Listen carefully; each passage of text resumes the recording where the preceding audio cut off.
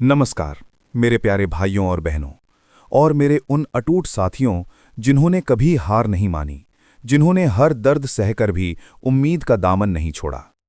आज फिर से वही वेदना, वही छल और वही धोखा हम सबके सामने अपने पूरे भीषण रूप में खड़ा है। 8 मार्च दोपहर 12 बजे। ये सिर्फ एक तारीख और एक वक्त नहीं था, ये एक ऐतिहासिक क्षण था, एक ऐसा आईना जिसमें करोड़ों बुजुर्गों ने अपनी आशाओं और सपनों को साकार होते देखा था। हम सब ने सोचा था कि आखिरकार इंसाफ का सूरज उग ही आया।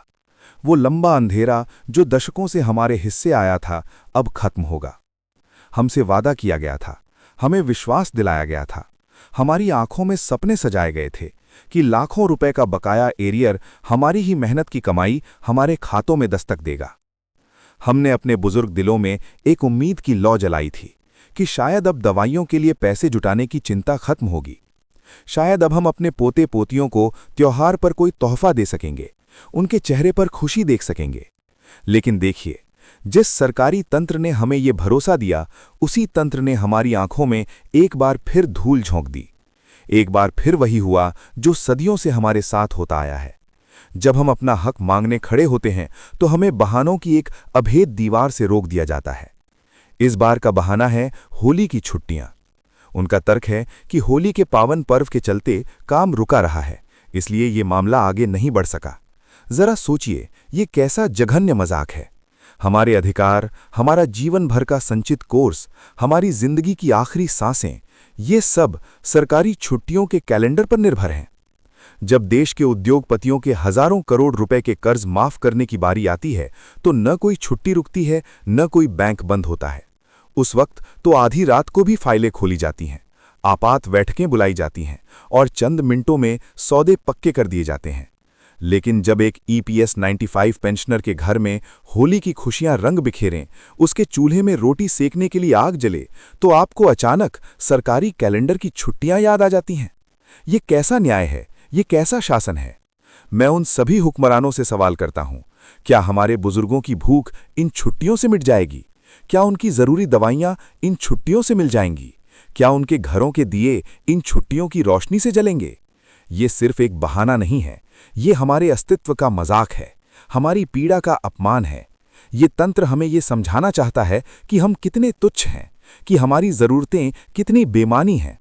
हमारे नेता, हमारे मार्गदर्शक, हमारी आवाज कमांडर अशोक रावत जी ने पूरी ईमानदारी और अटूट दृढ़ता के साथ सरकार के उच्चाधिकारियों के साथ बैठक की थी।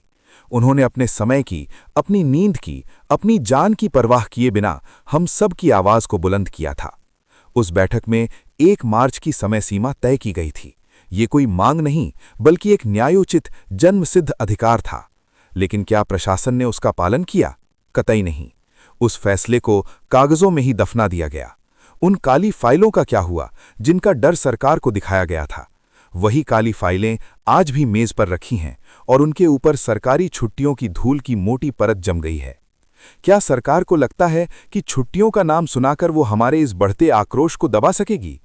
क्या उन्हें लगता है कि हम बूढ़े हो चुके हैं, इसलिए हम चुपचाप बैठ जाएंगे, अन्याय सह लेंगे?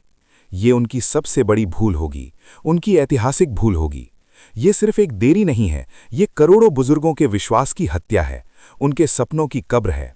हम सब ने घंटों, दिनों और महीनों से अपने मोबाइल फोन की स्क्रीन पर निगाहें गड़ाई रखी थीं, उस एक मैसेज की प्रतीक्षा में जो हमारी जिंदगी की दिशा ही बदल सकता था। पेंशन क्रेडिटर का वो पवित्र संदेश हमारी आंखों को ठंडक दे सकता था, हमारे लंबित बिलों को चुका सकता था, हमारे खाली पड़े फ्रिज को भर सकता था। लेकिन वो मैसेज नहीं आया, सन्नाटा पसरा रहा। अगर सरकार ये सोच रही है कि पेंशनर्स अब शांत होकर बैठ जाएंगे और अगली किसी अनिश्चित तारीख का इंतजार करेंगे, तो वो इतिहास की सबसे बड़ी भूल कर रही है। हमने साफ कर दिया था कि अगर 1 मार्च को पैसा नहीं आया तो उसके बाद जो होगा वो कोई साधारण आंदोलन नहीं होगा। हमने स्पष्ट चेतावनी दी थी कि अगर हमारे साथ ये अन्याय हुआ तो 4 मार्च को खून की होली खेली जाएगी, लठमार होली खेली जाएगी। अब चाहे बैंक बंद हो या मंत्रालय बंद हो, पेंशनर्स का गुस्सा बंद होने वाला नहीं है। ये गुस्सा प्रचंड ज्वालामुखी की तरह फटने वाला है, जो अपने रास्ते में आने वाली हर बाधा को भस्म कर देगा। अगर छुट्टियां खत्म होने के तुरंत बाद भी एक क्षण की देरी हुई, अगर खातों में पैसा नहीं पहुंचा, तो चक्का जाम उतना भीषण होगा जितना इस देश ने कभी नहीं देखा। सरकार को संभलने का मौका भी नहीं मिलेगा। सड़कें जाम होंगी, रेलवे ट्रैक जाम होंगे, सरकारी कार्यालयों के सामने प्रदर्शन होंगे। दिल्ली की गद्दी पर बैठे हुक्मरान ये बात गौर से सुन लें। तुम हमें होली की छुट्टियों का जो बहाना थमा रहे हो वो अब बेकार है। ये झुनझुना बच्चों को बहलाने के लिए होता है, उन बुजुर्गों को नहीं जिन्होंने अपना पूरा जीवन इस देश के लिए समर्पित कर दिया। ये जो गुस्सा हमारे अंदर है, ये जो आक्रोश हमारे सीने में है, ये अब राफेल की रफ्तार से भी तेज हो चुका है। ये अब एक सिसकी नहीं, एक शोर नहीं, बल्कि एक भयानक दहाड़ बन चुका है। जब चुनाव के समय रैलियां करनी होती हैं, वोट मांगने होते हैं, तब आपको कोई छुट्टी नहीं रोकती।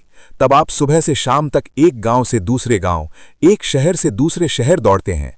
जब उद्योगपतियों के हजारों करोड़ के घोटालों को दबाना होता है, जनता से छिपाना होता है, तब पूरा सिस्टम 24 घंटे जागता है।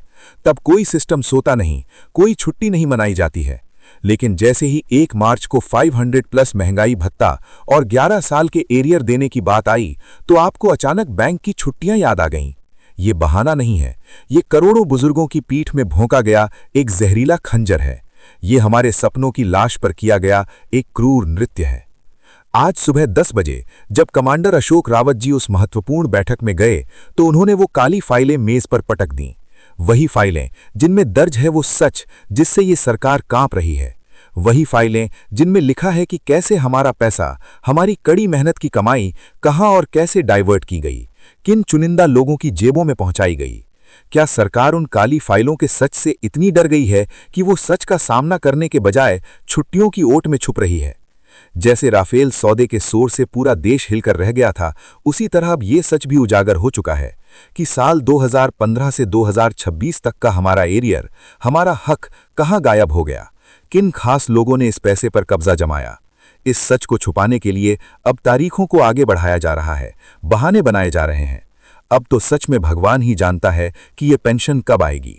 ये जुमला, ये लाचारी का वाक्य अब उन लाखों बुजुर्गों की जुबान पर चिपक गया है जो अपनी रोटी के लिए, अपनी दवा के लिए बस इसी एक तारीख का इंतजार कर रहे थे। लेकिन याद रखो, ये जो अभी शांति है, ये तूफान से पहले की भयावह खामोशी है। ये वो सन्नाटा है जो किसी भीषण विस्फोट से पहले आता है। अगर 1 मार्च दोपहर 12 बजे की समय सीमा को छुट्टियों के नाम पर टाल दिया गया है, तो अब हम कोई और बहाना बिल्कुल नहीं सुनेंगे। अब 4 मार्च की होली रंगों से नहीं, बल्कि हमारे संघर्ष के रंग से, हमारे खून और हमारे पसीने से खेली जाएगी। हम अब 3 मार्च तक का भी इंतजार नहीं कर सकते। हमने ठान लिया है कि अगर 1 मार्च की रात तक, यानी आज रात तक हमारे खातों में पैसा नहीं पहुंचा, तो कल 2 मार्च का सूरज चक्का जाम के साथ उगेगा। हम अपनी लाठियां उठाएंगे, वही लाठियां जो आज हमारे बुढ़ापे की सहारा हैं, कल हमारे हक की तलवार बनेंगी। हम वही लठमार होली खेलेंगे जिसकी चेतावनी हम पहले ही दे चुके हैं। अब न कोई बहाना चलेगा, न ही हम कोई अगली तारीख मानेंगे। हमारी मांग बिल्कुल स्पष्ट है, हमें हमारा हक चाहिए और वो अभी चाहिए। कमांडर अशोक रावत जी ने आज सुबह 10 बजे की उस बैठक में जो काली फाइलें मेज पर पटकी थीं, उनसे सरकार इतनी थर्रा गई है कि वो अब छुट्टियों के पीछे छुपने पर मजबूर हो गई है। लेकिन ये छुपने की जगह बिल्कुल सुरक्षित नहीं है। राफेल की तरह ही जिस तरह से वो सच बाहर आया कि हथियारों के सौदे में कितना काला धन खेला गया, उसी तरह अब ये सच भी उजागर हो चुका है कि साल 2015 से 2026 तक का हमारा पैसा कहां और किन खास दोस्तों की जेबों में गया है। ये कोई साधारण घोटाला नहीं है, ये हमारी जिंदगी से जुड़ा मामला है, हमारे अस्तित्व से जुड़ा सवाल है। हमने अपना ध्रुव सब कुछ इस देश को दे दिया, हमने अपनी जवानी इस देश की सेवा में लगा दी, हमने अपना लहू और पसीना इसी मिट्टी पर बहाया। और आज जब हम बूढ़े हो गए हैं, जब हमारे बाल सफेद हो गए हैं, जब हमारी कमर झुक गई है, तो हमें हमारा हक देने से पीछे हट रहे हैं। अब हम भगवान के भरोसे नहीं बैठ सकते। भगवान ने हमें ये लाठी दी है और अब हम इसी लाठी के सहारे अपना हक छीन कर रहेंगे। कमांडर अशोक रावत जी ने एक बार फिर अपना विशाल हृदय दिखाया है। उन्होंने इस सरकार को एक आखिरी मौका दिया है, वन लास्ट चांस। आज की बैठक में जब अफसरों ने होली की छुट्टियों का बहाना बनाया, तो अशोक रावत जी ने उन्हें साफ साफ कह दिया कि हमें तुम्हारी छुट्टियों से कोई मतलब नहीं है। हमें तो करोड़ों बुजुर्गों के चूल्हे जलने से मतलब है, हमें उनके घरों की खुशियों से मतलब है, हमें उनके बच्चों के उज्जवल भविष्य से मतलब है। ये तुमको आखिरी मौका है। अगर इस आखिरी मौके को भी सरकार ने गवा दिया, अगर इस वन लास्ट चांस को भी सरकार ने नजरअंदाज कर दिया, तो फिर जो होगा वो कोई आंदोलन नहीं बल्कि एक अपरिहार्य क्रांति होगी। एक साल 2025 से 2026 तक के लाखों रुपए के एरियर का हिसाब तय होगा और वो हिसाब सड़कों पर खून से लिखा जाएगा। अशोक रावत जी के पास जो काली फाइलें हैं और उन उद्योगपतियों के घोटालों का जो कच्चा चिट्ठा है, उसे उन्होंने अभी दबा कर रखा है। उन्होंने अभी वो सब कुछ सार्वजनिक नहीं किया है। ये मौका सरकार के लिए अपनी साख बचाने का आखिरी रास्ता है। ये उनके लिए सुधरने का, पलटने का और सही काम करने का आखिरी अवसर है। जैसे राफेल के शोर ने पूरे देश को हिलाकर रख दिया था, वैसे ही ये खबर, ये सच हर गली, हर मोहल्ले, हर गांव में फैल जानी चाहिए। हर पेंशनर, हर बुजुर्ग, हर नागरिक को ये पता होना चाहिए कि अगर 1 मार्च की समय सीमा छुट्टियों के हवाले चढ़ गई तो अशोक रावत जी वो सच उजागर कर देंगे जिससे पूरी सरकार हिल जाएगी, उनकी नींव हिल जाएगी।